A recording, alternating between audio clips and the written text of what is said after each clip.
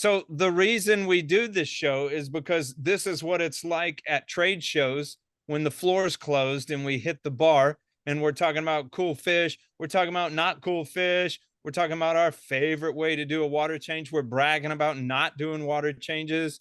We're talking crap about ICP. We're doing all that kind of stuff. And we're either drinking or maybe we're not drinking. We're smoking. We're doing nothing. We're straight edge. But this is just how we do. And we speak very frankly and plainly and bluntly. And that's, if any of that scares you off, then get out of the bar. So this is Reef Beef.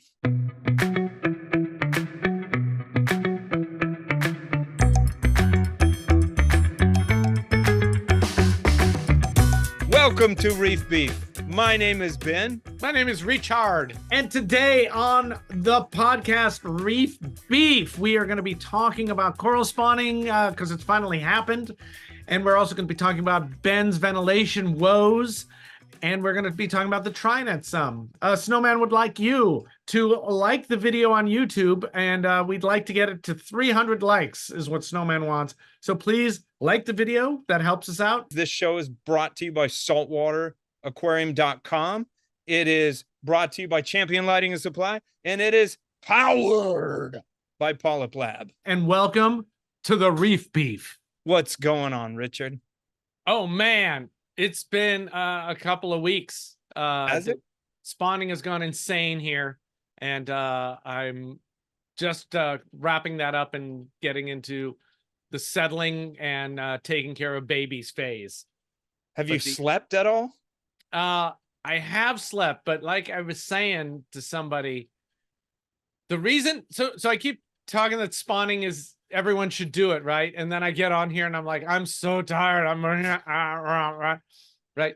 I'm so tired because I'm insane. That's why I'm a crazy person when it comes to this kind of stuff. And I keep thinking about the Lewis Cole lyric from Real Life, the song Real Life. So much believing made this a real thing. Yeah. And so the spawning since about October is all just me believing that this is going to work and crossing every T over and over and over again and paying attention and going over it again and again and again. And what did I miss? What am I not missing? What can I be prepared for in case this happens? What can I be? So, and I knew I had the possibility of having way too much spawn this year. And how was I going to handle that? And so, and then things go wrong or things go crazy or not on schedule. And so it's just, I think about it too much because I want it to work. So if I was doing it more casually, I'd be a lot less upset. You know, I would have been thrilled that I got a spawn, the first time they went and I had them developing and it was great and I could relax now. That's not how my life works. I want it to go. And because of that, I was able to catch the hyacinthus spawning. So, oh, cool. Do you want to talk about all this now, or do you want to talk about the other stuff, or do you want to talk? No, do it now. So we'll talk about all the spawning. So I was going to spawn this year, Aquapora millipora that were brought in as gravids in October, and then I had baby coral that were babies that I fertilized in 2020. That are now the size of my hand, Aquapora hyacinthus.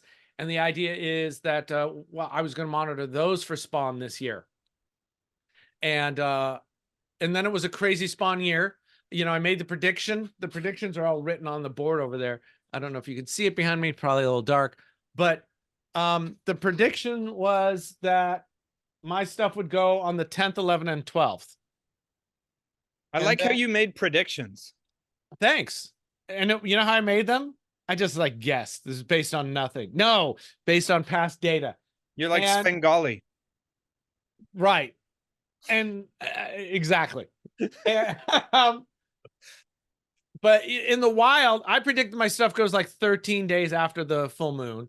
In the wild, it usually goes 2 to 5 days after the full moon. Huh. So a couple days after the full moon. And why is that? Reasons. It looks like apex lunar reasons. Don't actually care. I mean, I do care, but it's a little esoteric. All I really care about is that I can make a prediction and it happens. but they wouldn't ever, no one's ever seen them go off at the same time. What do you mean? You could know from someone that's on the Great Barrier Reef or wherever yours got collected from, and Yeah. they're like, call you, they're spawning, and you look and like yours are doing it as well. Well, let me, now here's the story.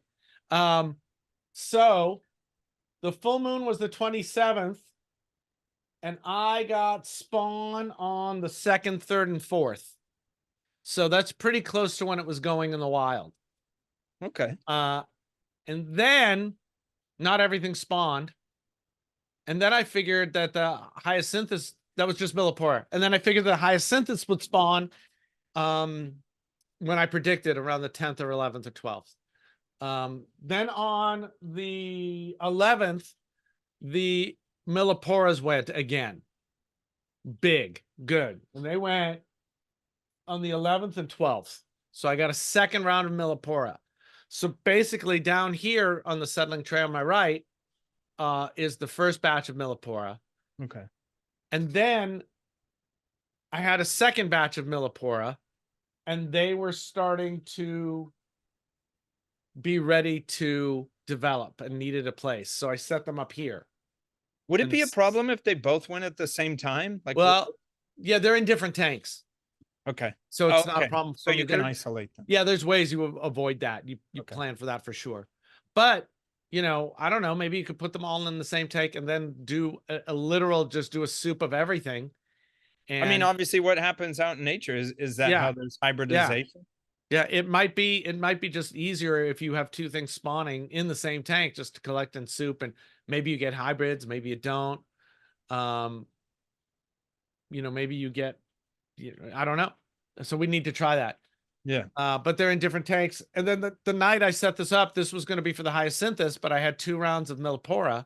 And then of course the night I set this up, the hyacinthus spawned like amazingly. Yeah. So I had to do something with that. I thought I'd show you some pictures. Let's see it. I haven't put anything together yet because last night or tonight will be the last night I check for spawn. I'm pretty sure we're done, but I'm still checking. So things are still a little crazy. Okay, so here's one thing that I want to sort of get out of the way. I'm not saying any of this was directed towards you, but I saw 2 people on social media that I don't know if you're friends with or not, but they sort of, someone showed me that someone put a post that was saying basically like to no one, saying, because you collected wild corals that were already gravid and had them spawn in your tank, that was no, so I'm paraphrasing, but it's like there was no big feat. And so I wanted to see what you thought about it. I thought that sort of stupid and it sounded jealous, honestly. Well, I saw that and I thought about it for a while, and I thought, well, if that's about what I'm doing, but I don't think that's about me. I think that's about other people in Australia who get corals and bring them in, and then they spawn that week. I mean, okay, because this is, we are absolutely understand the idea that collecting gravids gives us a step up, but we collected gravids months before the spawn and are still able to get them to spawn synchronously. Okay. When I predict they're going to spawn, mostly. I mean, your ones that spawned last year. I mean, I feel that's how you could crush that narrative. Oh, the hyacinthus went off. That's 2.5 or 3 years old. That were my F1s. So then that kills the credibility. That nails the credibility line. It's like, no, I mean, I suppose not that I totally understand what the person's saying, but it's like you went and captured a pregnant panda bear and then put it in a cage and it had a panda bear baby the next day. And you're like, we made, so I get that. That's what I think. 2 years later, it did it again. Then you can claim that, obviously. I think that they were talking about people who collected stuff like really close to spawn, and then they just went off because they were going to. And and I don't know what corals they were talking about. At some stage, the train is rolling and they're going to go. Okay. Right. I think collecting them 3 months before the spawn's a little different because there's a lot that can go wrong. Yeah. And they're still spawning when I predicted, not having to do with the natural cues or the natural spawn. But there's definitely, you can definitely go, well, you collected gravids, that's kind of cheating. And it's like, absolutely. But it's also not fall off a log easy. Yeah. I just felt like it was a swipe and I didn't know how valid it was or not. Yeah, I don't think I don't think that was a swipe at people who are doing at this. I think that was a swipe at something else. Okay.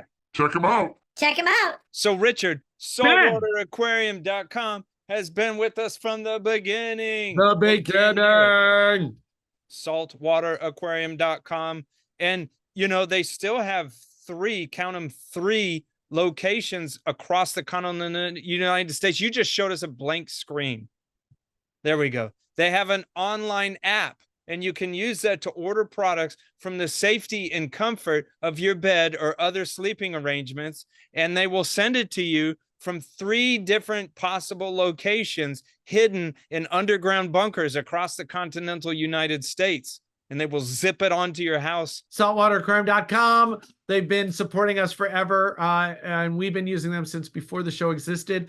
So check them out at the link below. If you do it at the link below, there's some magic that happens with us, and you'll make Snowman very happy. Check him out. Check him out. Okay, so I was going to show you some stuff here. Yeah, baby. All right, Temperatures. let's see. Okay, this is just the Apex stuff. Sorry, this is just in my file of stuff for the spawn. So that's moonrise and moonset, day of the new moon. If anybody wants this stuff, I'll be putting this out soon. Okay, so here is the milliporas that are getting ready to spawn before they're spawning. And these are the hyacinthus. And okay, great. So that's what they look like. And I highly suggest, if you're just listening, just come onto the YouTube channel to check this out. Yeah, this is definitely a visual part. So this is the millipora starting to spawn. This must have been the first spawn. Whoa. So you can see just little bits coming up. They're like little helium balloons. Yes, and they're these little kind of pinkish white bundles that come out of an individual polyp. And so it's a sperm and an egg bundle. I don't have those pictures ready. There's so much going on. It's gotta hurt. And they squeeze out of the little baby and out of the little baby hole. And that's what they look like. You can kind of see there's a picture of that coming up. Here, oh wait, let's see. There's more. Wait, Tater chips. Sorry, here's what spawning looks like, right? That's just a nice crazy. picture. It's reverse rain. It's reverse rain or reverse snow. Oh, cool. I like that video. I like the motion of it. Sort of, I don't know why, that's sort of like soothing a little bit. This video makes me really happy. I was very, very, very happy to get that video. It's a close-up of some branches and a bunch of spawn floating up out of them. And it looks like in slow motion, like a rap video slow motion walk. But it's not. That's just how they're rising. And by the way, anybody who gets a spawn like this in their tank, if you notice it happening, turn off your flow. Yeah.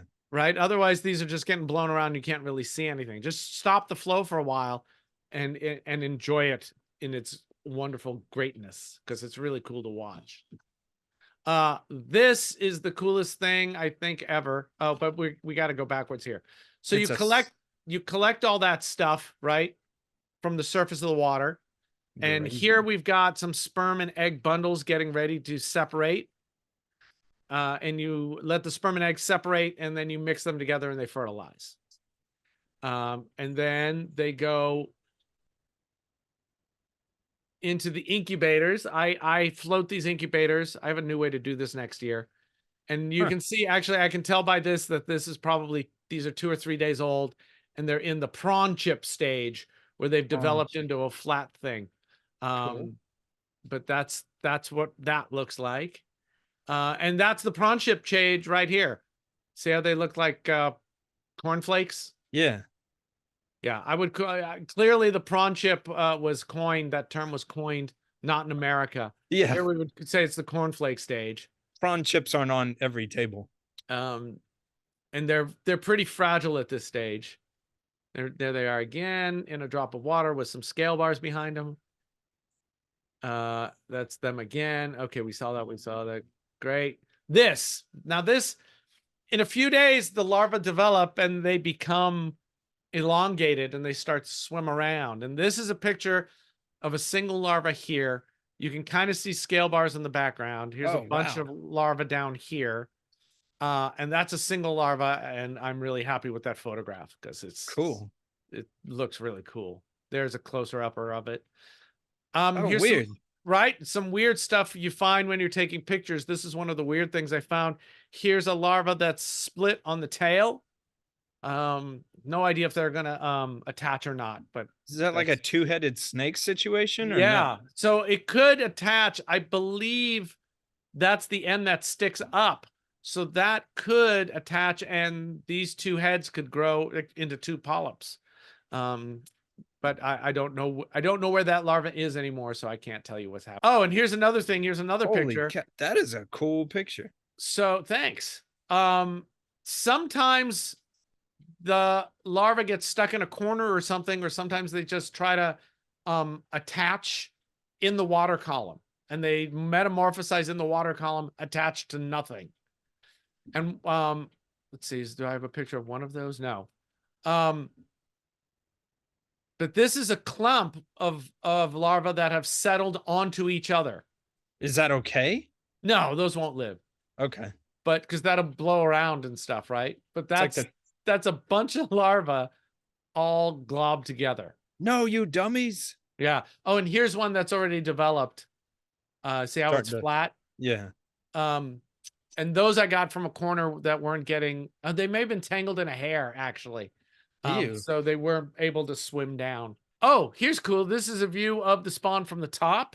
That's crazy town. That's a whole bunch of spawns sitting on top of the water, and I just skim them off the surface with a cup mostly. I mean, you obviously have zero fish in that one, right? No, there's fish in there.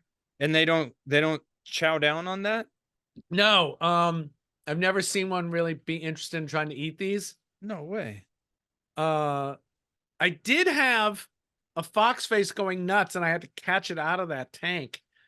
And I was wondering if that was a DO issue. So I got a DO meter. Of course, it arrived after the spawning, so who knows? Yeah. We'll have to wait till next year. He's like, I can't breathe. It might have been.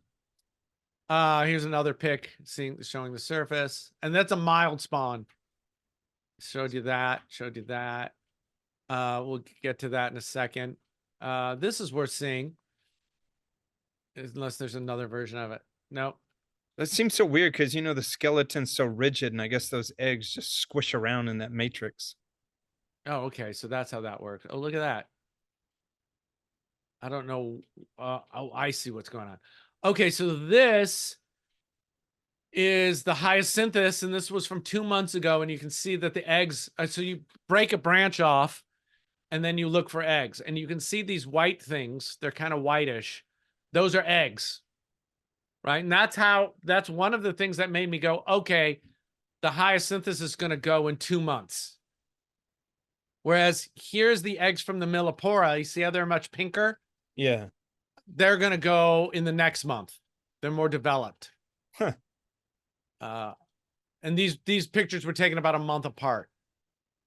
And yeah, we can just leave that up here. Then they start to settle. And here you can see settled. This is millipora. They have settled already. And here is a little larva that's still looking to settle. I'd always heard that the coral larvae like to settle on CCA, on coralline algae. Yeah, they tend to. We haven't quite cracked what the deal is with their settlement. It definitely looks like this year. Oh, I can show you. I'll take you around and show you. It's like because they'll only go there. It looks like they do prefer that. Setting is an interesting thing that people are always interested in, because how do you know? And it's funny, every time I look for, you know, when there's not settling, I still pull out the glasses, right? And I look really carefully. But that's what setting looks like. Like, you know, immediately when you see it, even though I pretend like looking for any sign of it, when it's happening, it's undeniable. And Yeah. all those little kind of lighter colors are bundles. And this was weird. The hyacinthus went on like day 15. So I'm glad I keep checking, right? Because I know from experience, sometimes they go late instead of day 13. And they stayed set for like an hour and a half. These bundles would move in the water by the water moving over them, but they weren't coming off for like an hour and a half. It took them a long time to let go. And But sperm and eggs will come out of the same coral, right? There's not male and female corals. on the corals I'm working with, these kinds of brooders, they put out a sperm and egg bundle. Okay. Do I have that video? That video, I do have that. I might as well show that to you too. This is that's the same thing, but a little color corrected. Here's my favorite shot from the whole thing. That's the hyacinthus from above, and you can see all the bundles getting ready to pop out. That's a good size specimen. You didn't, I mean, that was collected months and months ago, right? You didn't grow it to that. This is the one I grew from 2020. Oh, wow. It's pretty big then. Yeah. So 2.5, 3 years, they're grown and they spawn. So wow. 3 years at least. I didn't even think to try to check these last year. So they may have gone off last year and I missed it, but they definitely went off this year. You could have something spawn and you don't think with all the probes and all the everything on your system, you wouldn't like maybe see something. You could have something spawn and not even know it. Yeah, I do think that. Huh. I never see a blip on anything. Yeah. When from the spawning. That's crazy. Yeah, I was hoping, and I never have.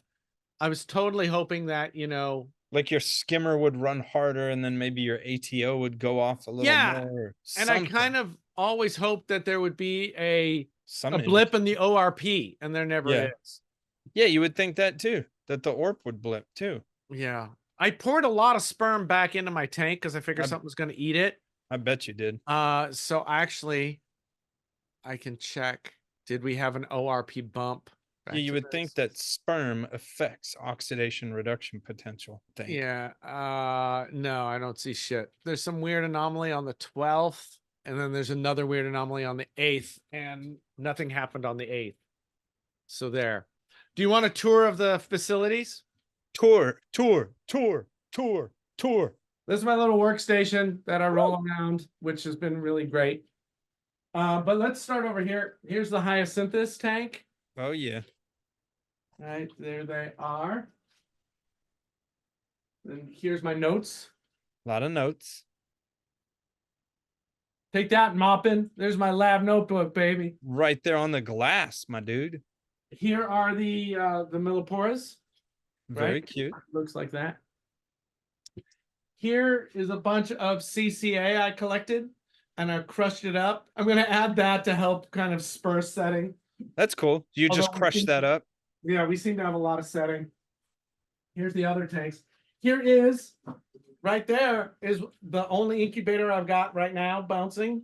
There's still a few hyacinthus babies in there developing. The bulk of the hyacinthus spawn crashed. Oh, wow. We lost most of the baby hyacinthus, which just happens sometimes, and unfortunately it happened here. But what I've done now, because I needed somewhere to settle what I've got, is I set this up here, which is a mini settling tray. And you can see those spots floating. Yeah. Those are baby corals. That's hyacinthus. Yeah, and some of those tiles have some pretty strong CCA growth on them. Yeah, I put in a variance, a bunch of different ones, and we'll see what they prefer. Okay. But it's a small settling tray because it just makes my life easier. And the corals, the larvae are in proximity to the tiles. Okay. So that's where I want them to spawn. So I kind of limit their choices, and that's what they can spawn on. Yeah. Does that little container have any sort of exchange of water? It does. On each end, there is I cut a mesh hole. Oh, cool. And right now, there's no water going into it. So it's floating, you can see it's floating kind of above the water line. Yeah. It's got a little air bubbler because these are still kind of young, right? Yeah. So that's, yeah. And as this goes on, I've got set up here a siphon, that blue line. Will siphon, oh, actually it's over here, but who cares? I will be siphoning and dripping into that. So Oh, it okay. looks like this. Oh, well, so you can sort of overfill it and it comes out the mesh sides. That's right. So I'm just dripping through though to keep a little bit moving. That's a really smart way to get exchange without putting some sort of suction in there that could suck up things. Thank you. Just get it to flow out. Yeah, and you can see that they will, it overflows really slowly. Yeah. And the idea of it overflowing really slowly is exactly because I don't want these larvae to get stuck to the screen. If you have too much flow, the larvae are going straight there. Yeah. Wow. So here, you see all these larvae? That's a lot. That's a lot of larvae. A whole lot of larvae. These are the ones from the 8th. They're getting ready to spawn, to settle. These ones down here are the older ones from the 2nd and 3rd. You can see my drip rate is a lot more. It's a lot more. And my bubble rate over here by the overflows is a lot. And I put the bubbles there to drive the larva away from the screen. Yeah. So they get sticky. And I am not seeing much in the way of surface stuff. But there are, let's see if this will work. Richard, you're kind of smart. There are, you see the coralline has got those white fuzzy things on it? Yeah. Is that settlement? Those are baby corals settled. Oh, cool. Right. So there seems to be a lot. There's a lot right there for sure. So I'll have more pictures and stuff about that. And anything else on the tour? Yeah, so that one's dripping. It's siphoning from the one above. And it's going through a filter. And this one I just didn't have time or not to find another filter. So I said, screw it. The water volume is big enough that we're not running into issues with the water exchange. Basically, for a couple of days, I don't even care if there's water motion through here. Really? Yeah. Oh, we'll motion through it because. And I put a little bit of air bubbling. And now this one, I just want to focus on this again. The hyacinthus.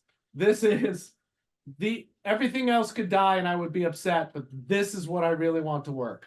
Yeah. Because this is F2s right here. Oh yeah, for sure. Really excited about that's the true accomplishment. So I'm hoping in a few, and then I gotta make some decisions here. I think I'm gonna move all of these are the last year's babies, by the way. So they're looking okay. Okay, they're like what? Would you call that a frag size? Yeah, some are bigger, some are less. But I think what I'm gonna have to do is move all of those up into there or down into here. So this tank is completely open, so I can do what I need to do with all these babies. That helps you realize the sort of hurdle for, people like, well, when is this going to be available commercially? Like, that's a lot of juice for the squeeze. So like, would that make anybody money? No, it'd have to be on some grand scale and we'd have to know how things happen a little better. And yeah, it's gotta be, yeah, it's going to take a couple years to get going. Some people are maybe doing that already. But 3-4 years into it, you should be producing lots of babies. And you should be having child colonies that are growing big enough to frag. The ones I've got from last year are almost big enough to frag, right? The ones from 2020 are big enough to frag, but there's some issue about what I'm allowed to do with those. So I got to work that out. That's why I haven't fragged those and sent those out. No, but that's what, not to stroke your already giant ego, but that's so cool because this is, it's not just you, there's a handful of people around the world, but this is the beginning of that. I'm pretty happy with it. You're proto-punk. Yeah. I can totally see how it will work. Yeah. How you could do this. But now, of course, the hard part comes And the hard part is now gardening and making sure everything lives. Yeah. I may or may not be able to get any urchins this year. But I do have a ton of Trocus snails that have spawned. So I'll be collecting those and putting them in with the babies, and hopefully that will help. Yeah, but I think Bill Catman and Chad Vossen, I think they're still kicking them out. No? Nope, no one's got any. I wrote to ORA. I haven't heard back. I wrote to them on Friday. ORA might have some, so we'll see. Okay. But if this comes out and anyone knows of baby tuxedo urchins somewhere, like 4 millimeter I can take. That's crazy. 4 millimeter to 10, 12 millimeter be perfect. Do those ship okay? Let me know. Yeah, no problem. Okay. Todd Gardner is trying a different urchin for me because he's super nice. Yeah. So we'll try that, but that might be, you know, a month or two away. So yeah. So I'll be doing a lot of work under the microscope, making sure that these are kept clean. And now I've got all those flat tiles. They're flat tiles, right? No stems, because I don't want anything settling underneath. Yeah. Now I've got to take each of those and glue them to a stemmed frag plug, and then put them on those cool racks that Ryan Snodgrass at Slidelock made, which I can't thank him enough for. They're going to be super useful. And so I might start doing that this afternoon with the ones that are settled. It's like already settled. Yeah. You know, but I think I've got to move the adults first, and that makes me not the adults, the F1s from last year. And that makes me nervous. Right? I don't want to move anything, but I think that's the right thing to do. Because those are the ones that have the most blood, sweat, and tears on them. Yeah, well, I want them to grow. Now, let me see. Why am I nervous about putting them with the A mill, the adult A mill? Because there's tons of space in that tank right now. It's because some of those corals ran. They did have some necrosis. Yeah. And I think that's a combination of the high temp, you know, they're running 81, 82 here, and the metabolic oomph and stress of the spawn and the shipping, maybe. Okay. I will tell you this, and it could be just species differences, but the bundles that came out of it could be a species difference, but it could be everything developed in captivity over a year versus collected from the wild and the stress of shipping and all that. Yeah. But it also may be just different species have different sizes. But the bundles from the hyacinthus were huge.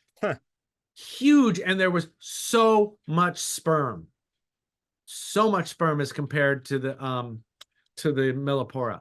TWSS. Way too much sperm. So much sperm. It was unbelievable. Profuse. Yeah. So I think, you know, I want to again reiterate that, you know, I'm a crazy person. We know. And there are other people crazier than me in this hobby. So doing this is not out of the realm of other hobbyists to do. That said, I was prepped for 2 species. You don't need to be that crazy, you know. One tub somewhere that you've set up to use, and one species is fine and a lot easier. And it's, you know, if you're doing it for a lark, it's a whole lot less stressful than, holy shit, I really need this to work because my ego and life is all wrapped up on this, and my independent researcher status now, this has to work. Yeah, it must work. It must work. So much believing makes it a real thing. Yeah. Right? And if I hadn't been dedicated enough to check the A high for past, why is there a thumbs up? Whoa, look at that. An emoji just came out of nowhere. You did that. I swear I didn't do that, and I think that was Jesus Christ. Wow. That was you, Jesus Christ. Jesus is happy because you're... So I was saying stupidly checking well after the window should have closed.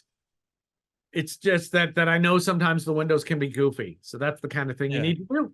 Check him out. Check him out. Richard, Champion Lighting and Supply is a really cool place. Yeah, it's got Todd Krunkle in it.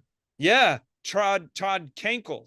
Trod Kankle. Trod. That's he's really an alien. Todd Krankle. Trod Kankle at Champion Lighting. Use the link below. Because that'll make happy. Champion Lighting. I love Champion Lighting. I think they're small. small but not small, and they are hobbyists, man. And they, the Todd also has a store and an online store as well as Champion Lighting and Supply. And Todd and his crew, man, they are in it. They are And in I it. just want to say, some few people out there may think, gee, Ben's a smart guy. Guess what? I called Todd and I asked Todd questions. And guess what? Todd knows the answers to these questions, and he's a huge help to me. So I ain't so smart. Trod is smart.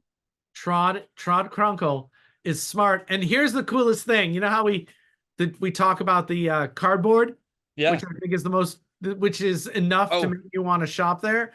The packaging material. The new guy, right? So they use shredded cardboard instead of peanuts. They had a new guy who packed an order for Jason Langer with packing peanuts. And Jason got on the Discord to rightfully rail and complain about this.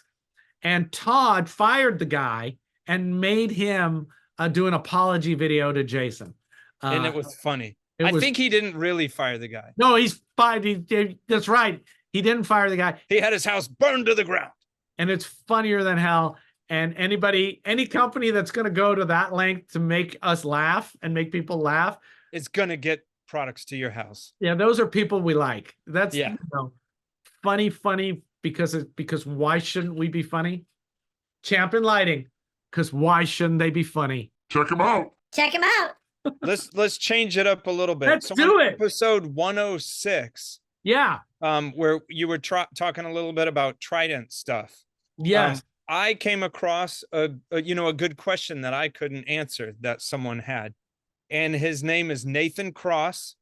And so his comment was about the Trident. Have you guys had any issues recently with solenoids getting stuck or issues with the test lines on the solenoids slipping off?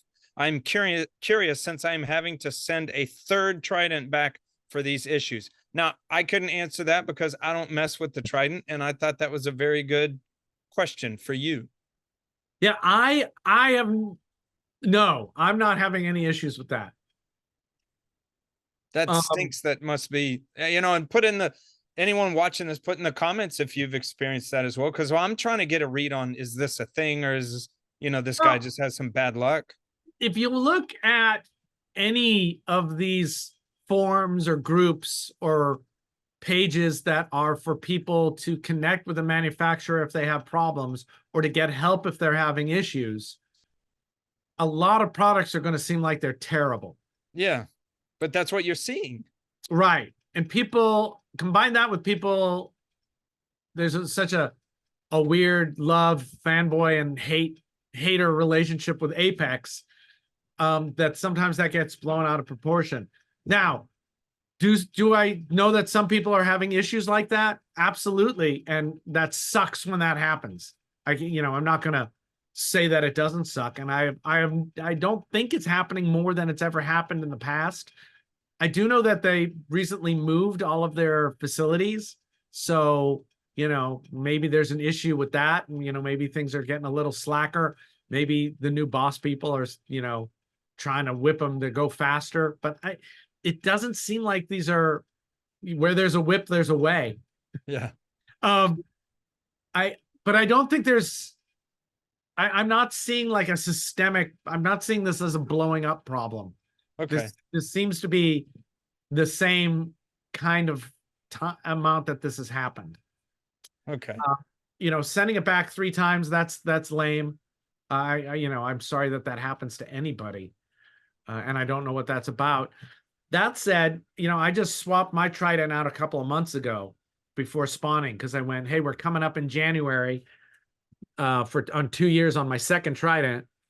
And so I'd like to swap it out so I'm not worried about that in January, because after 2 years, I think makes sense to get ahead of it. And I swapped it out and there was no issue. Boom, boom, in and out, done. I don't mess with the Trident at all unless something goes wrong. And that's only happened once or twice where I've had to clear a line or I was getting a test A fail. And then basically I just kind of reseated, just opened the drawer and moved everything around. And updated and restarted it and primed it a couple times, and then it worked. So I'm not taking it apart. I'm not cleaning it every month. I'm not seeing, a lot of people are doing a lot more than I think they need to be doing to it. That's sort of, even though we, or at least I recommend that you occasionally clean internal circulation pumps, vortex and gyres occasionally. I'm not necessarily recommending anyone clean their main drive pump, but that's sort of the thing. The more you screw with something, yeah, it can be great, but you're also opening yourself up to screwing something up. Yeah, and if you're handy, the Trident's not the worst thing in the world, but it is a lot of tiny stuff. Delicate little. Yeah, the lines of the solenoid slipping off, you should be able to just put them back on. But they shouldn't come like that. If you don't want it to, it should. But they're taking care of it. So yeah, I'm just repeating myself. I don't think that this is more of an issue than it's ever been. I think it's just, in something like this, in an industry that's big but not big enough. I mean, obviously, if you had something returned 3 times, I understand the frustration, Sure. and to sympathize with Nathan a little bit. Not to pick on Neptune, but one time I had ordered an MXM from Neptune, and the faceplate on it was like, so I sent it back, and they sent me another one with another messed up faceplate, and I was like, "What are we doing here?" And they sent me another one. It was good to go.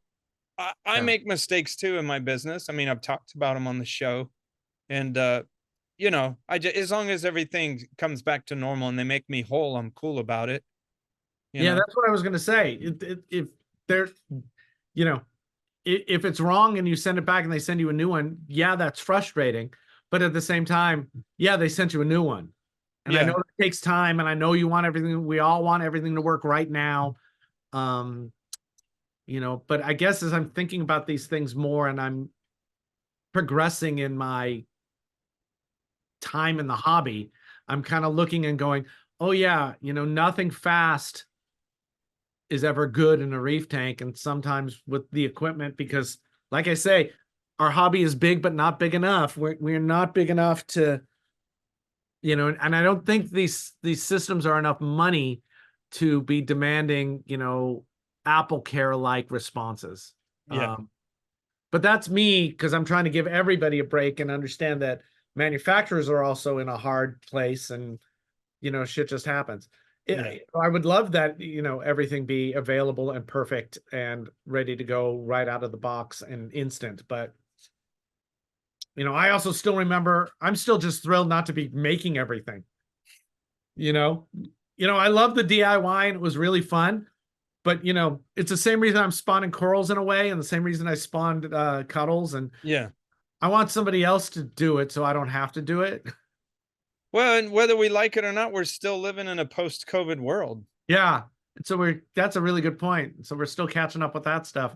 So I understand the frustration, and I also understand, or at least my goal is to try to give everyone a little bit of slack with stuff, especially if they're making it whole. That said, there could totally come a point where it's like, no, this is clearly not good, and I'm worried. So, but I'm not there yet. Check him out. Check him out. PolypLab, that silly little PolypLab. Yeah, you're better at the songs than me. PolypLab, what a silly little PolypLab, but not silly. Here's what we're talking about PolypLab today. Not this. Not the gluelets in the box. No. I have been told, Ben, that the grenade is back in stock. I used the hell out of the grenade. The glue grenade is back in stock. So the glue from PolypLab, here's one of the cool things about it that you want to know, is that it comes with a childproof deal. Because childs. Right? It's got a ring on it. So a kid can't just get this and make it open. There's a ring on there that can remove. But that kid could bite it, so don't let a kid play with this anyway. But I bit it once, so what does that mean? The glue, well, you're a child. The gluelets are great. Why are they great, Ben? We've already done a 10-minute commercial. Because I mess up the larger bottles, and I still from time to time get it, and I gunk it up. It's just easier. The little ones, you can use them on a few frags, and then you're done with it. Yeah. So check it out. They got other products that Ben and I like. PolypLab, wherever good coral stuff is sold, like our other sponsors. Check them out. Check them out. So, Richard, for those who have been following along with the Reef Beef, you know, we had a show a couple back where I was talking about a client that I took over that has tanks installed in the wall that already had them. I didn't install them, and the company that installed them put no ventilation. So I just wanted to give a little progress, show of progress on some things like this take a little while to because you involve contractors, subcontractors, the homeowner, and stuff like that. It's not just like I decided what to do and snap my fingers and it all got done. So let me set the stage. Let me go set everyone up and correct me if I miss anything. No, do it. These tanks are built into the walls. They have a compartment above and below that are sealed, but they have like there's an air gap at the door, underneath at the bottom of the doors, the access doors, but there is no air exit. So you were worried things were getting hot, and they put in underneath the one tank, they put a small vent fan in that does about 200 or 400 CFM. Nah, if that. Blowing into an air gap into the house that would hopefully get vented somewhere out of the roof somewhere. Yeah. And then you were going to put an inkbird in above and below and in the tank, so you'd actually have data of how hot things are getting. Yeah, it was cool. That was a combination of you telling me that I ought to data logs stuff, and then one of our gold beefers, Adam Stout, I was talking with him, and he just straight up gave me the link to Inkbird. Makes a ton of stuff. It will spin your head. And so they make this cool thing. We'll put a link in the show notes. It's just this little white box, and it does temperature and humidity. And man, it can log data for both every 10 minutes for, I believe it's like a month or 2 months. It's insane. How much was it? 40 something bucks, like $50. And is it waterproof? It's probably not. I don't know about, what is the deal between waterproof and water resistant?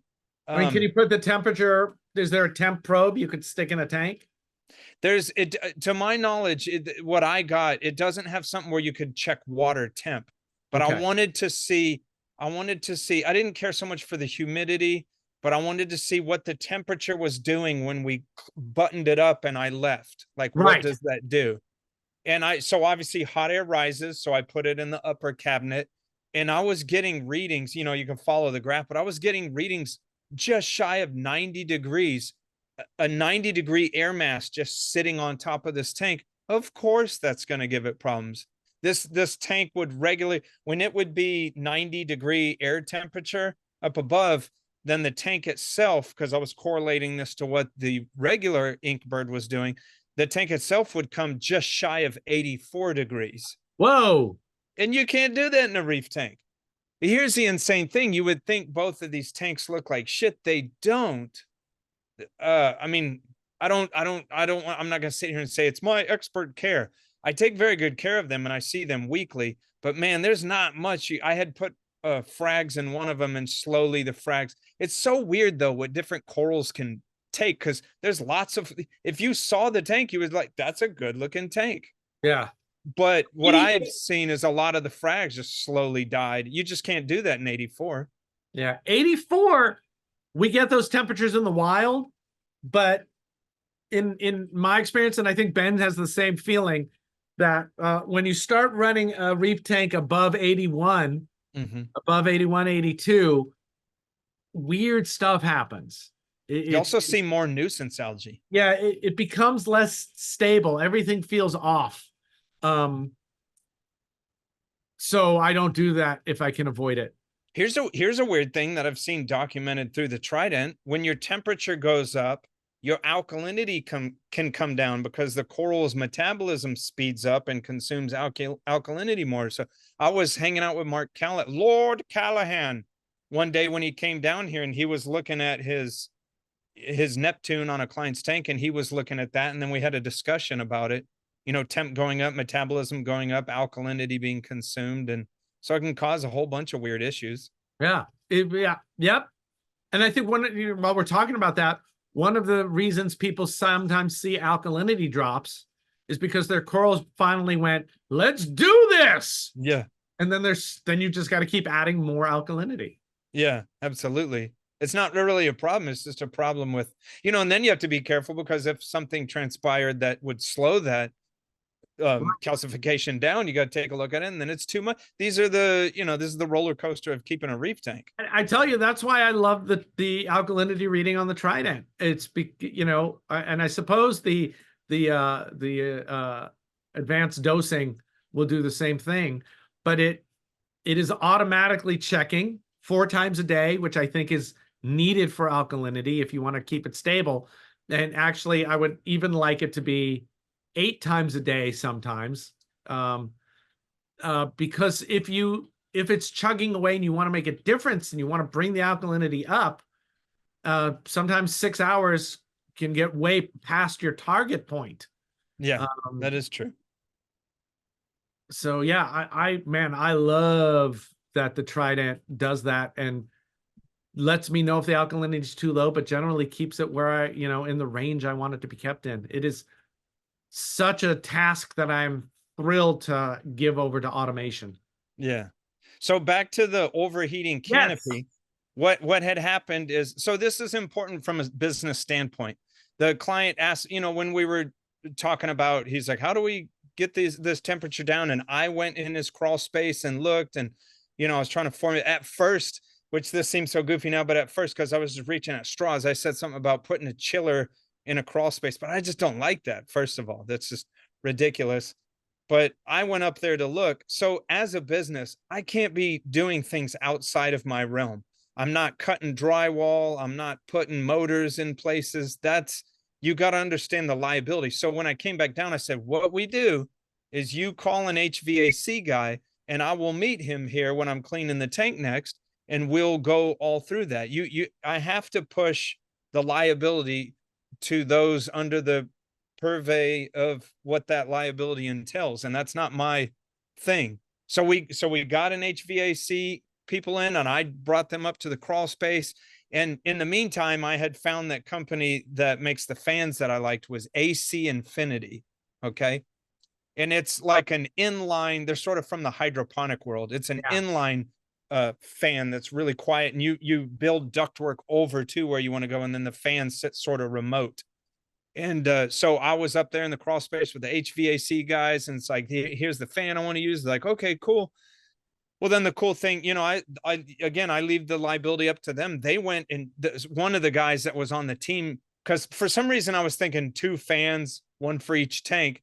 He was like, no, 1 larger fan, and you just use the ductwork to come into 1. Because then, the thing to do is to pierce the roof. And this guy has like Spanish tiles on his roof, so he had to call his roofer, and then his roofer has to come out and make a perforation. I don't know if they call it a stack or whatever they call it, but it's funny. And then the client turned to me and he goes, this is an expensive aquarium. And I was like, well, this is what happens sometimes. But so that's all going to get resolved here. This stuff sort of proceeds slowly because we have to get the roofer to perforate the roof, and he needs to do it when the HVAC guys are there because they need to know where he's putting the stack, and that'll inform them where to put the fan. And so, this. And so your readings that you got up there, that was after they installed the fan in the lower section, right? Yeah, which was enough to keep the pipes were dripping with moisture, but it wasn't enough to do what we needed it to do. Oh, well, no, if you've got the heat sink is up there. Yeah. Yeah. And they decided on an 8-inch unit, a big sucker. And it moves just shy of 800 cubic feet per minute. Now, what you said earlier about the little fan they installed, you said 200 or 400. Man, it's not even past 100. It's something like 80 CFM. Yeah, no, I've got one under the house, an inline fan. I've got a 6-inch that's doing the work, and I bought a 4-inch just to see. They're kind of cool fans, but yeah, it's like 200 to 400, something like that. It's okay. It can be 100 is not enough. And with HVAC, man, your whole goal is volume. Yeah. You want to move as much as you can afford to move. Well, so there was one point where I got a couple days reading of what was going on to the air mass in the inside the canopy. And then I asked him, hey, can you just put that on your coffee table? Then I got 2 days reading of what's going on in the room that we're going to draw through there. Steady 74, 75 degrees. And that's what we're going to draw through the cabinetry. Beautiful. So that's going to be, if anything, the heaters might kick on more. And I'll try to, it comes with an app, so I can try to find a balance, so his heaters aren't just going constantly. Sure. You might as well use that as heat. Yeah. There's no apex on the system or no controller? No apex, because he built them into the wall and it's already a little crowded down there. And so the other thing I'm not fond of, but it's two separate systems when my original plan was make it one system. So I'd have to buy two of everything. And it's not that he is, how to put this nicely, I mean, he's wealthy, but like I don't have a whole lot of room to get. You could do it in one and then run a long Aquabus cable through the crawl space to the other. Yeah, up in the ceiling to the other side. That's all you need to do. So you just need one apex, because this is exactly what apex is great for, or any controller, I guess, is making heating and cooling options not fight for each other against each other. Keep them off of each other. Right. So you could program it so that heaters don't come on. You program so that vent only comes on when the tank temperature hits 79.5. Yeah. Right. And then otherwise it just lets the heat build up and uses that energy to. Oh, that would be interesting. That wouldn't necessarily void the warranty if I say, another thing I don't like is that they did wrong is that what's inside that top cabinetry, they just did drywall, which that's a huge no-no to me. So I was going to put like a thin plywood veneer to box that inside. That would give me the ability to mount like a EB832 inside the cabinetry and, mount it up high. I guess that would be fine, right? Yeah. Especially once I get that ventilation going like crazy. Yeah. And then have one head unit, like say on the left side, and one EB832 for that tank. And then just, because I can poke a hole in there and send an Aquabus over to the other side through that crawl space, and then put it EB832 in that other one. Okay. Yeah, you're doing what I did, when I ran that line under the house. So there's on the apex system behind me, there's the spawning system apex, which is in here, but it's also connected to the other apex on the other side of the house. So I think I'm going to I'll give this guy a little bit of space because, he's perforating the roof and then this, but I think I want to suggest that too, because that if he wants to be serious about this, why not?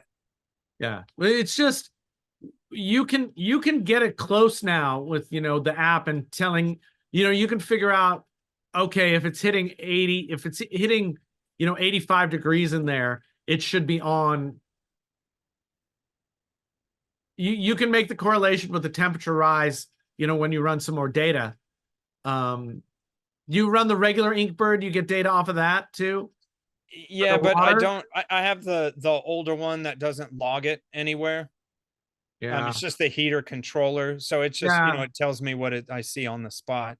Yeah, it's you can get a close-ish without the apex, but you're all guessing, and you're going to have cooling fighting with heating.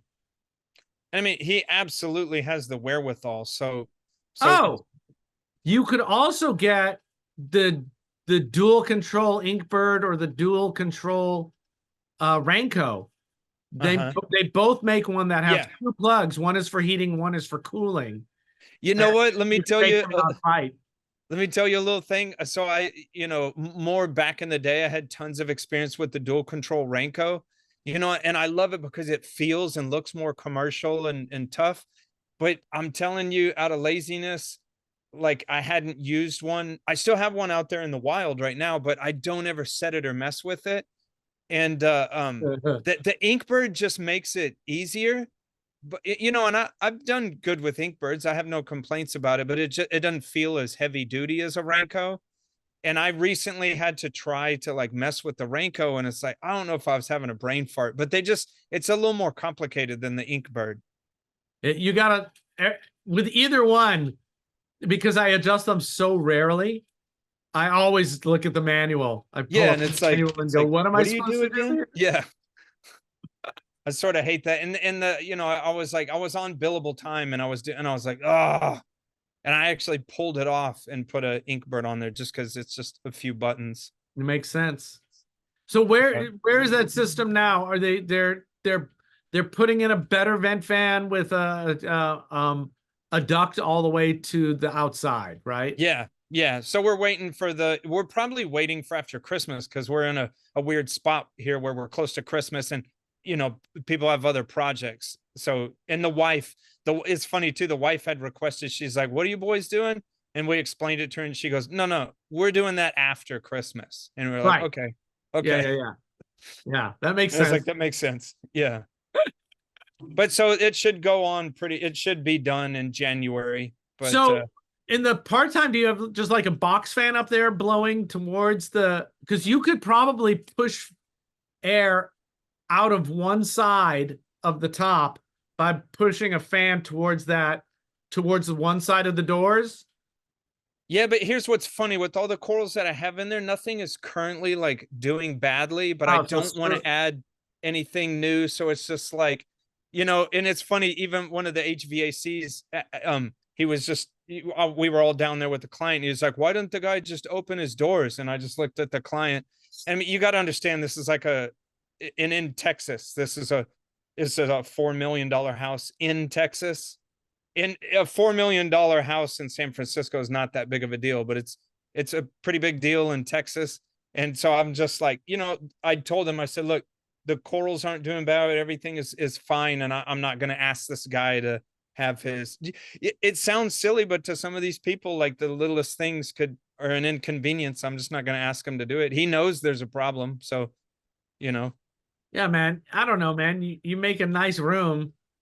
You don't want to fucking store a broom in it. Yeah. I get it. It's funny because the HVAC guy said that, and I looked at the client and I said, would you? And the client goes, nah. Yeah. And I was like, there you go. Totally makes sense to me. As far as leaving the doors open, would you leave the doors open? Nope. Okay. We are all in this guy's house. It's great. So we'll get an update of this sometime in the new year when they do the work. So Richard, to end this, I had this thing recently where it's a client where I don't go to all the time, and he called me out there because his alkalinity was sky high. I didn't believe it, so he was like, "Well, why don't I just pay you to come out here and do maintenance?" So I was like, "Okay." He told me his alkalinity was 19. I sort of felt like if it was alkalinity was 19, that his tank would be a rock. I went out there and tested it 4 times in a row with 2 different test kits. It was 19. And I'd say 90% of his corals were dead. And I said, well, what the heck are you doing? He said, I change water every other week and I add this stuff. And it was ESV, B-ionic, part A and part B. And I go, well, okay, you're only adding it every 2 weeks. And he goes, yeah. And I said, well, how are you adding it? He's like, I just do like a cup of each and throw it in there. And I was like, are you quantifying this? Are you testing alkalinity? Well, no. It's like, man, you can't do that. It's a big thing in our industry. Don't add something if you're not testing for it. You don't know what it's doing. So I was like, damn, okay. And then I checked his salinity. I was like, well, your salinity's off. And he was like, oh, well, I have this refractometer over here. And he showed it to me when it was broken. And I was like, because there was that one with the little light on it, but the light wasn't coming on. And so it was in the way of reading it. And I was like, do you use it? And he goes, well, no. And I go, well, how are you mixing water? And he said, I just do a couple cups. So again, it's not insulting this guy. I just want to say this guy has a PhD. He's a very intelligent guy. But, and he does this tank on his own and calls me in from time to time. And I was just like, man, you got to be more precise than this. You can't add A and B without checking the alkalinity and the other things. And you don't just, it appeared to me that he thought like you just make water salty. And I was like, yes, but you make it salty very specifically. So I got him to order the refractometer that you use, the VG STX3. I got him to order that. And I was like, yeah, put salt in the water, but it's got to be specific. So, he had just gotten way off the page. But, and this didn't have to be an example of like human nature, but it's just sort of weird. I deal with this on my end, very intelligent people doing very unintelligent things. And it's just not that this lesson needs to be taught here on Reef Beef, but, reefing takes sort of, precise movements and understanding what you're doing. You're not just salting water, and you're not just throwing bicarbonate and calcium in a tank because corals like that and that's how they grow. These are specific amounts, and it's just sort of amazing when you run into that. And the tricky part is to be witness to that and not be insulting at all, because that's not what you're there for. Yeah, it's so hard, right? Because this is the kind of stuff that some of the groups advocate. That's why we shouldn't be in those groups. But you can't fight that. Well, yeah, and you'd say that's not how you do it, and someone goes, "Yeah, you do," and it's like, "Look, I'm out. Okay. I'm out. Go ahead." And I feel bad for the people who get sucked into that, but I can't help them. I also can't help the people in Ukraine or in Gaza. So it's like, okay, I can't help everyone. Yeah. So I'm sorry you're gonna have to go through this, and that your animals are gonna have to go through this, but that's how we figure stuff out sometimes. So, but that's just a big lesson to people who do what I do. You come across weird situations, and you always have to remember to be professional, not condescending, not any of that. Just fix the people's problem and move on, and maybe share the funny story, to people over a beer or a glass of water or maybe milk. Yeah. Well, it's super nice when they maybe milk at the milk bar in a dirty glass with your droogs. Yeah. Hi, me brothers. Eggy Wig and Steaky Wakes. If you get the reference, put it down there, and Ben will massage you. Yeah, Steaky Wakes. It's tough. But if someone's paying you for your opinion, then it makes it a bit easier. If somebody asks you directly, "Hey, what do you think I should do with this?" Then you have a possibility of getting through. On a group form where everyone's random and everything, it's, you're just giving advice to somebody who hasn't asked you for advice, and that often doesn't go well. When you just can't forget that things that seem obvious to you are not necessarily obvious to other people. Like what the guy has a PhD in. If I started messing around with that, he would just chuckle at me, and he's on, right. On his version of Reef Beef, making, taking the piss out of me about. Right. And a lot of the advertising around reefing now is like, it's so easy. And, it makes a lot of us cringe because it's, that's market speak. So yeah, that happens. Well, I'm glad they got a hold of you. Yeah, I've known him for a long time. He's a great guy. So it's all good. Yeah. Very cool. But so anyways, that is our show. And I just want to say I really appreciate everyone. Maybe you fell asleep and you forgot to turn us off, or, maybe you're the president of the fan club. Either way, if you let the B footage roll on this long, we are grateful for you. And just, hey, know that if you really like this, why don't you check out our Discord? It's just go find that app Discord, and it's a little community that we made where you get to go further than what these episodes are. And, you can become a member and talk with us about these episodes. This show was brought to you by saltwateraquarium.com, powered by Champion Lighting and Supply, and also powered by PolypLab. And we want to thank you for beefing with us. Absolutely. We appreciate y'all. And remember, all that believing made it a real thing. We'll see you next time.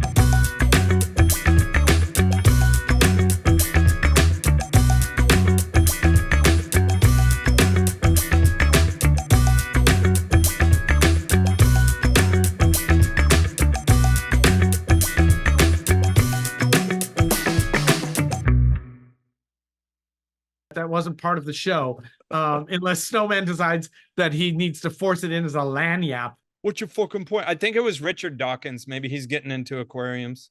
Yeah, maybe. This is what happens when Rich is exhausted and Ben Yes. is in the show. And the monkeys are in control. What are you wearing? This is a fabulous. First of all, your hair is combed and you look all sexy. And you look like sleek. You look like you're ready to swim in an Ironman competition. Yeah, look, you're on my nipple. Again. You're all over my nips. That's the rash guard that you Yeah. So I figured, sometimes when we shoot this, I get rashes. So I would wear this to protect myself against rashes and leeches. Yeah, you need a guard against your rashes. For sure. Oh, yeah. Ooh, bow, bow. Chicka, chicka. Ooh, bow, bow. Chicka, chicka. You can edit that and it'll look like my head's spinning around. Yeah. I guess I need to do this. Do it. Spin, spin, spin, spin. Twin spin, twin spin. That's the word. So dumb. Look, it's a tape measure. Really? Yeah. What you got there? You got a healthy. You never seen one of these? You got a healthy 3 inches? Ah, you can. You are about 5 1/3 inches. Yeah, boy. All right, I'm gonna let you. How's that? Oh, that's good. Damn. How's the what? You look all cleaned up. Because I brushed my hair. Your hair. My When hair. you're wearing you look so. I guess maybe that stay off social media. Yep. And I'm gonna go on there and just post about Attila the Hun all day long. Yeah. So like, Kubla Khan. Some people love Kubla Khan. That is good advice. But look, the reason for this show is because I have a call. I'm sorry. Oh, okay. Hello? Yeah, hello. Richard, that is a tape measure. I Hello. understand. I'm talking to the. It's a walkie-talkie. No, it's Richard, a tape. Are you ordering Chinese food? No, it's a tape measure. I'm talking to the tape measure people. Buddy, you done lost it. Look, I'll call you back. Okay. Tell them not to call back. Say do not tell your tape measure do not disturb. I'll set it on do not disturb. Yeah, set it on. And it goes, zoop, it sucks back in. I love that. I love your pose at the end too. Yeah. Wait, should I have a Christmas hat? You don't have to. Look, this is evergreen, so it's not even Christmas. We're in the middle of summer for all anybody knows. Then we'll be matching. I think I have one. Let's go get it. Go get it. Proper preparation. Oh, Richard, watch out for that screw. Ow! Do not twist. Do not twist. Wait, if you do twist, you can go what? You go counterclockwise and you'll unscrew yourself from the screw. Meanwhile, we're waiting for Richard to like dig around in his attic and like find, because he's like a terrible atheist and he doesn't believe in Santa Claus. And so I don't even know why he has this sort of gear, to be honest with you. It's sort of like a spit in the face, just a unorthodox, whatever, spit in the face to the sanctity of Santa and everything that it means for Christmas, which is buying stuff and pumping up the economy. And I think it has something to do with something else, but I can't recall that at the moment. But Richard is in his attic or his basement, but he doesn't have a basement. I know that because I've been to his house and there's no basement. There's a crawl space, and that's where all his jacked up filtration is underneath his house, but no one thought to dig a basement. I guess they're too scared of like earthquakes in San Francisco, because that would not be cool if you had an earthquake and you had a basement and it would just cave in and you'd be downstairs watching Reef Beef and all of a sudden and the whole basement caves in and then all Richard's filtration would be gone and he would just be fending for himself, probably eating Spam out of a can in his caved in basement, trying to put his filtration back together. Oh, okay. Here he is. Dude, I didn't stop talking the whole time. Did you go to the store and buy that while I was talking? No, I ordered it. It's Amazon Prime Day now. Dude, Prime is so fast. Man. Recharge. Recharred. That's You're how it's so pronounced. retarded. Hey, But now, anyways, see this? that These that's see so that? pertinent. Those are stay closed tweezers. Yeah, but look at the, see how the, Rusted shut. and how the glue is made Oh the deal wow. pop up there. These are now trash. Oh wow. I'm so glad, Martin Short.